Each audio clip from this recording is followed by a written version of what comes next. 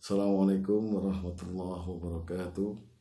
Bismillah, alhamdulillah, wassalatu wassalamu ala rasulillah wa ala alihi wa sahbihi wa mawala.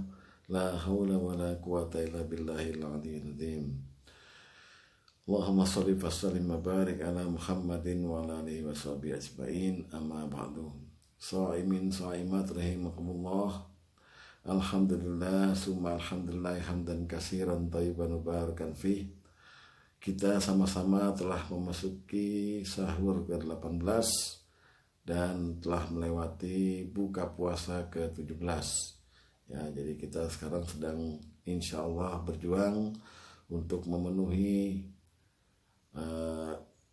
melaksanakan ibadah puasa ke-18 di bulan Ramadan 1441 Hijriah. Semoga Allah masih memberikan kita kekuatan dan petunjuk dan hidayah serta pertolongannya agar kita dapat menyelesaikan secara final bulan Ramadan ini dengan sebaik-baiknya. Amin ya rabbal alamin. Shaimin shaimat rahimakumullah. Terkadang kita ini ketika sedang berpikir sendiri gitu ya, tafakkur, banyak godaan setan. Di antaranya adalah mengenai puasa ini. Ada juga di antara kita yang dari hari ke hari makin lama makin kurang menikmati puasa ini, sehingga terkadang seperti merasa dikungkung, merasa di lockdown oleh Allah.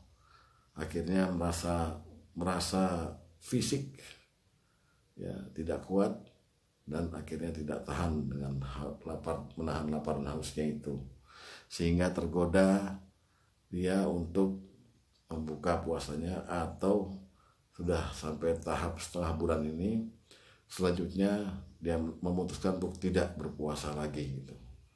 Karena ya itu godaan setan, di samping imannya belum memadai, belum mencukupi untuk melaksanakan perintah Allah. Memang ada juga orang yang menganggap bahwa puasa ini ya bagaimana, seperti melanggar hak asasi manusia lah kira-kira. Jadi yang hak kita makan harta kita dengan halal ya, tapi kok dikekang ya, untuk sebulan penuh ini. Jadi itulah lika-liku manusia, dinamika manusia. Ada yang menerima perintah puasa ini dengan legowo dan kemudian mengorbankan diri, takalluf, membebankan diri ya dengan melaksanakannya dengan sebaik-baiknya. Ada pula yang melaksanakannya dulu, kemudian setelah berlangsung lama akhirnya memutuskan untuk sudahlah saya setengah bulan saja gitu. Ada, sama dengan perintah sholat. Ada juga di antara manusia ini yang sholat, kadang-kadang sholat, kadang-kadang tidak, atau memutuskan untuk tidak sholat sama sekali gitu. Nah, ketahuilah shaimin shaimat bahwa puasa, sholat, zakat, haji, dan bertauhid yang bersih adalah sendi-sendi atau fondasi daripada agama kita. Dia termasuk dari rukun Islam. Artinya kelima-limanya ini ya, yang diuraikan oleh Rasulullah di depan Jibril ketika Jibril mengenai mahwal Islamu itu ya, yaitu bersyahadat pada Allah dan syahadat Rasul, kemudian engkau menjalankan sholat, kemudian engkau berpuasa di bulan Ramadan, engkau membayar zakat, dan engkau berhaji, adalah syarat mutlak sebetulnya yang harus dipenuhi dan merupakan ciri utama dari orang Islam. Sehingga puasa Ramadan ini ya, yang disebut dengan jelas bahwa dia salah satu ciri atau fondasi umat Islam, syiamu fi syahri Ramadan, haruslah kita jalankan dengan sebaik-baiknya.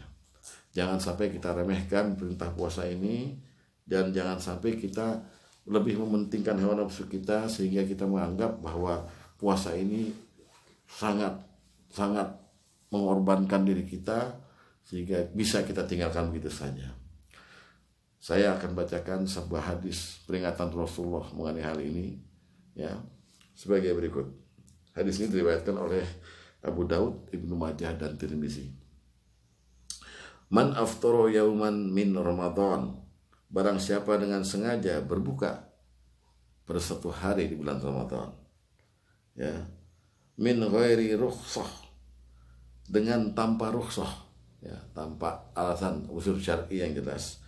Rakhasahullah lahu, yang Allah berikan keringanan kepadanya. Jadi barang siapa yang sengaja berbuka puasa satu hari, ya, di bulan Ramadan tanpa rukhsah, tanpa alasan jelas, yang Allah memang ringankan untuknya, gitu ya. Jadi nggak ada alasan sebetulnya, gitu ya. Lam yaqdi anhu siyamud dahri kullihi wa insomah,